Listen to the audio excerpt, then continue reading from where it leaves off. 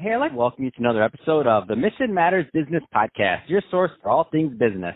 My name is Adam Torres. You can follow me on Instagram at AskAdamTorres. Keep up with my book releases, book tour schedule, signings, all that good stuff.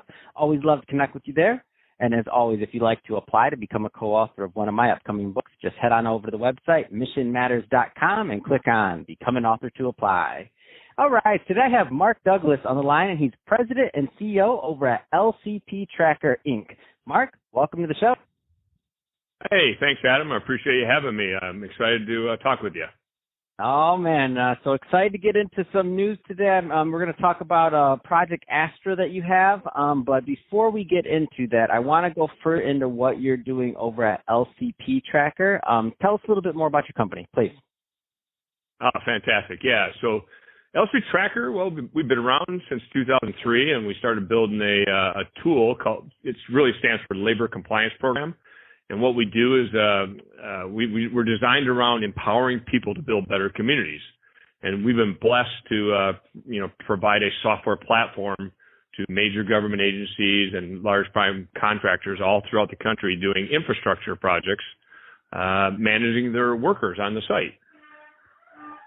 What are some of the challenges that you found? I know this is going to change from obviously client to client, but just in general, because there's a lot of business owners, entrepreneurs, executives listening to this right now, and some may need to connect with LCP Tracker. I mean, what are some of the problems or challenges you typically find that some of these sites have or clients prior to working with you? Yeah, so the clients.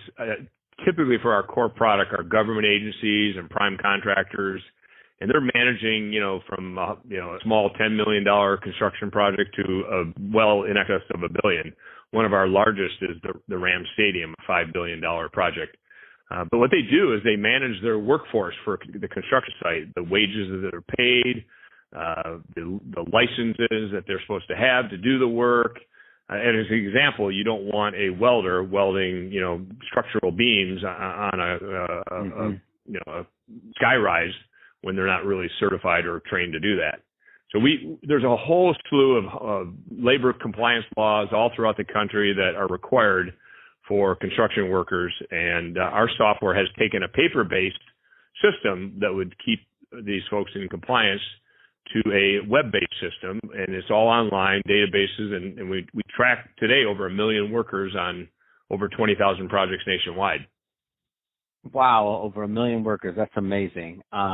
Let's get into Project Astra. So where do you want to start with this one? Well, so let me tell you a little bit about how we got there before we do Project Astra. The real blessing came about 10 years ago for my company. So we've been monitoring these workers since 2003, and we keep building, and now we're at 1 million workers. But what happened is many of my clients started asking me to manage their workforce programs, community benefit agreements, local hire programs on these infrastructure projects. So what we did is we started monitoring workers that were getting hired by these local agencies to redevelop their communities. As an example, the Ram Stadium is about a $5 billion project that is revitalizing Inglewood. Several square miles of that area are now completely changing in its socioeconomic condition. And it was all private money, but the private owners that are building that stadium agreed with the city of Los Angeles and Inglewood. 30% of those workers would come from the project area, which was very poor. So our company monitors this data. We monitor the success of these agencies across the environment. So as I was able to kind of witness this over the past decade, hundreds of my projects have used our software to not only monitor the labor compliance, the workers, and all the rules and risk mitigation things they have to go through, the contractors have to go through to make sure they're in compliance with all the labor laws. I also have managed to monitor over 100,000 workers have been hired from these, what we call these disenfranchised areas. And these workers could be formerly incarcerated, could be, women, veteran, people that just didn't really have the opportunity in the past to get these kind of careers. So now they're into, a really high paying middle class income that is, fantastic for them. And so being a witness to all this, I came up with an idea that I think we should take nationwide rather than having it just be local projects. And that's where I got the idea of Project Astra. Wow, that's exciting. That's absolutely amazing. So over 100,000 workers already. And so let's go further into Project Astra. So give us some of the nuts and bolts of it.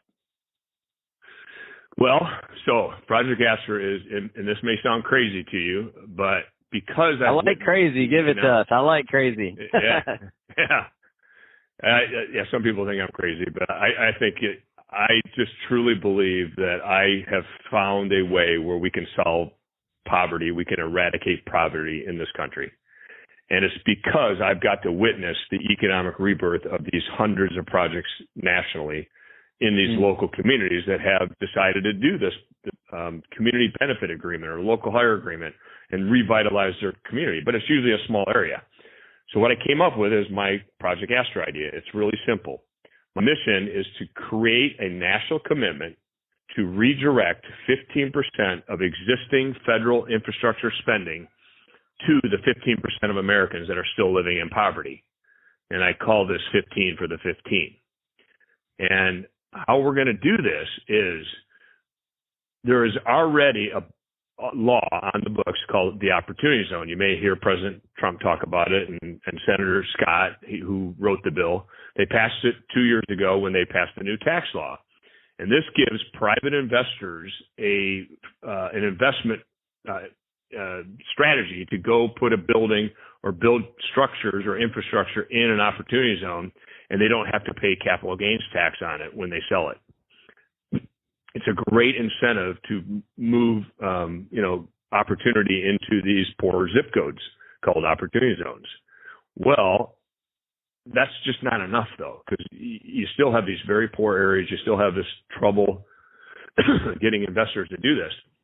So with an investment of infrastructure, or 15% of our federal spending, which actually equates to about 50 to 70 billion annually, that'd be the 15% that we could put into these opportunity zones. Imagine the change that could occur in our disadvantaged communities. Yeah, that's a big vision, Mark. You weren't joking when you said it was a big vision. That's a lot, but you're right. I see it. I see it can make a big difference. So where do you think something like this starts? Like, where are you at with Project Astra? I mean, give us some of there's people listening, and some of them are going to be interested. I mean, it sounds like a great idea. Where are you at with the project overall? Okay, so really I have two main things I've got to get done, and I'm already having conversations with a number of congressmen and senators. I need to get traction, and I need to get people to help me get this idea out to politicians. I need politicians to buy into the fact that, hey, 95% of all infrastructure spending in the last 50 years has gone to the suburbs. We've got to put and have a national commitment to put money into these cities, into the poor cities. We're having these, we have all this money that we keep funding into the suburbs, but we don't reinvest into our cities. So we've got to get people into this national commitment, and we got to do that through the politicians. So anybody that would help me spread this word about this idea, 15 for 15, that would be very, very useful. I've also put together a website called projectastra.org, and I've got 3 pillars there where we talk about the rebuilding, the wealth creation, and the economic recovery, and how that all happens. And so the website, projectastra.org, is a beautiful place to go. And I'm also going to be posting in my next release of the website a map of the United States where these hundreds of projects that we've monitored and the programs that they've implemented. So people will be able to get a template. Any local community will be able to get a template to the city of Cleveland, how they did it, how city of Richmond is doing something. So I've got all these examples of how community benefit programs have worked locally.